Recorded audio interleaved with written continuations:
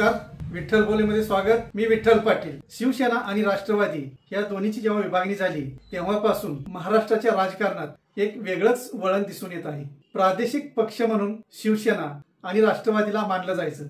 खरं तर राष्ट्रवादी हा राष्ट्रीय पक्ष म्हणून त्याला मान्यता मिळाली, पण अलीकडच्या काही निवडणुकांमध्ये राष्ट्रवादी जशी घसरण होत गेली, लोकसभा आणि विधानसभेला जसं संख्याबळ घटू लागलं, विजय होणाऱ्या उमेदवारांची संख्या जशी कमी होऊ लागली, तसं अर्थातच राष्ट्रवादीला सुद्धा प्रादेशिक पक्ष म्हणून मानलं जाऊ लागलं। योगायोगाची गोष्ट म्हणजे राष्ट्रवादी आणि शिवसेना या दोन्ही पक्षांचे वर्धापन दिन नुकतेच साजरे झाले आणि दोन्ही पक्षांच्या विभागणीमुळे राष्ट्रवादीचे 2 वर्धापन दिन झाले आणि शिवसेनेचे 2 वर्धापन दिन साजरे झाले। वर्धापन दिनानिमित्त वेगवेगळे मेळावे झाले। राष्ट्रवादीच्या मेळाव्यांमध्ये इतकी जहरी टीका झाली नाही, अर्थात तो एक कौटुंबिक असा जिव्हाळा होता। कौटुंबिक नेते असणाऱ्यांचा तो पक्ष आहे असं म्हटलं तर वावगं ठरू नये, कारण राष्ट्रवादीचे संस्थापक शरद पवार आणि राष्ट्रवादीतून विभक्त झालेले त्यांचे पुतणे अजित पवार हे दोघेही राष्ट्रवादीच्या दोन्ही पक्षांचे खंदे समर्थक म्हणा किंवा भक्कम आधारस्तंभ असेच आहेत। शिवसेनेचे चित्र मात्र वेगळं आहे। शिवसेनेचे कौटुंबिक नातेसंबंध आजच्या घडीला नाहीत असं म्हणावं लागेल, कारण उद्धव ठाकरे यांच्यापासून राज ठाकरे यांनी खूप वर्षापूर्वी फारकत घेतलेली आहे। त्यामुळं राष्ट्रवादी आणि शिवसेनेत हा मोठा फरक आहे, तो कौटुंबिक गोतावळ्याचा किंवा जिव्हाळ्याचा। शिवसेना विभक्त झाली ती अर्थातच एकनाथ शिंदे यांच्यामुळे आणि राष्ट्रवादी विभक्त झाली ती अजित पवार यांच्यामुळे। आणि यात महत्त्वाचा भाग म्हणजे दोन्ही संस्थापक म्हणजे शरद पवार असतील किंवा बाळासाहेब ठाकरे असतील, ह्या दोन्ही संस्थापकांना बाजूला करून वेगळ्यांनीच राष्ट्रवादी आपला आणि शिवसेना आपली म्हणून हक्क प्रस्थापित केला। त्याबाबत निवडणूक आयोग असो अगर न्यायालयीन प्रक्रिया असो, दोन्हीकडे हा वाद गेला की नेमकी शिवसेना कोणाची, नेमकी राष्ट्रवादी कोणाची। पण आजच्या घडीला तर मात्र राष्ट्रवादी आमचीच असं शरद पवार गट म्हणत आहे, तर स्वतः अजित पवार राष्ट्रवादीचे राष्ट्रीय अध्यक्ष म्हणत आहेत। दुसरीकडे शिवसेना आमचीच म्हणून उद्धव ठाकरे जंग पछाडत आहेत, तर शिवसेनेतून विभक्त झालेले एकनाथ शिंदे शिवसेना आपलीच, बाळासाहेब ठाकरे आणि आनंद दिघे यांच्या विचारावर चालणारी, हिंदुत्व जपणारी शिवसेना आमचीच म्हणून एकनाथ शिंदे सांगत आहेत। एकनाथ शिंदेना एक धागा पकडता आलेला आहे, तो म्हणजे की शिवसेना ही हिंदुत्ववादी होती आणि आम्ही हिंदुत्ववाद्यांबरोबर आहे, म्हणजेच भारतीय जनता पार्टी बरोबर आहे, म्हणून शिवसेना आमचीच। आणि उद्धव ठाकरे हे काँग्रेस बरोबर गेलेले आहेत, म्हणजे ते शिवसेनेचे खरे उद्दिष्ट विसरलेले आहेत, हिंदुत्व विसरलेले आहेत, सत्तेसाठी त्यांनी हिंदुत्वपणाला लावलं असं एकनाथ शिंदे सांगत आहेत। ही सर्व झाली पार्श्वभूमी। आता मूळ मुद्द्यावर येऊ आपण, ते म्हणजे या दोन्ही पक्षांचे वर्धापन दिन। दोन्ही पक्षांच्या वर्धापन दिनाला एक वेगळीच धार प्राप्त झालेली आहे। त्याचं कारण म्हणजे स्थानिक स्वराज्य संस्थांच्या निवडणुका येऊ घातलेल्या आहेत। मुंबई महापालिका असेल, ठाणे महापालिका असेल किंवा सर्वच महापालिका, पिंपरी चिंचवड महापालिका, पुणे महापालिका, नागपूर महापालिका, कोल्हापूर महापालिका, अशा बहुतेक महापालिकांच्या निवडणुका आहेत। याचबरोबर पंचायत समिती आणि जिल्हा परिषदांच्याही निवडणुका आहेत। या निवडणुका आहेत म्हटल्यावर आपले कार्यकर्ते प्रबळ राहिले पाहिजेत, आपले कार्यकर्ते आपल्यासोबत राहिले पाहिजेत, आपल्या कार्यकर्त्यांना पाठबळ मिळालं पाहिजे, आपल्या कार्यकर्त्यांमध्ये एक ऊर्जा निर्माण झाली पाहिजे, ते चार्ज झाले पाहिजेत। यासाठी जो काही खटाटोप करावा लागतो तो या दोन्ही पक्षांच्या म्हणा किंवा दोनाचे 4 झालेल्या या पक्षांच्या नेत्यांनी केलेला आहे। अगदी जिभेतून जे शब्द बाहेर पडतील, जितकी जहरी टीका करता येईल तेवढी एकमेकांवर केली गेलेली आहे। राष्ट्रवादीत मी म्हटलं तसं अपवादानं ही टीका कमी असेल, पण जी जास्त टीका जाणवली ती शिवसेनेत जाणवली। उद्धव बाळासाहेब ठाकरे यांच्या गटानं जो मेळावा घेतला किंवा शिवसेनेचा 59वा वर्धापन दिन साजरा केला, त्यात उद्धव ठाकरे खूपच आक्रमक दिसून आले। उद्धव ठाकरे असोत किंवा संजय राऊत असोत, दोघांनी अगदी आक्रमकपणे भूमिका मांडली, आक्रमकतेनं आपली मतं ठाम मांडली। इतकंच नव्हे तर तुम्ही मला मारणार आहात का, या मारा, पण जाताना आडवे होऊन जाल, असे शब्द सुद्धा उद्धव ठाकरे यांनी वापरले।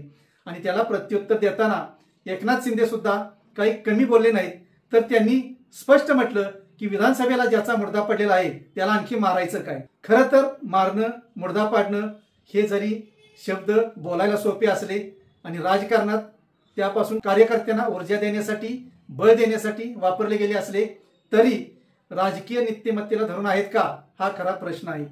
आणि उद्धव ठाकरे असोत किंवा एकनाथ शिंदे असोत, या दोघांनीही राजकीय पोळी भाजण्यासाठीच आपली जी काही पावलं टाकायला सुरुवात केलेली आहेत ती सर्वसामान्यांना सुद्धा जाणवत आहेत, दिसत आहेत. शिवसेना असो, राष्ट्रवादी असो, या 2 पक्ष 4 पक्ष झाले आणि दावण सुद्धा वेगवेगळी झाली. उद्धव बाळासाहेब ठाकरेंची शिवसेना काँग्रेसच्या दावणीला बांधली गेली अशी टीका एकनाथ शिंदे करत आहेत.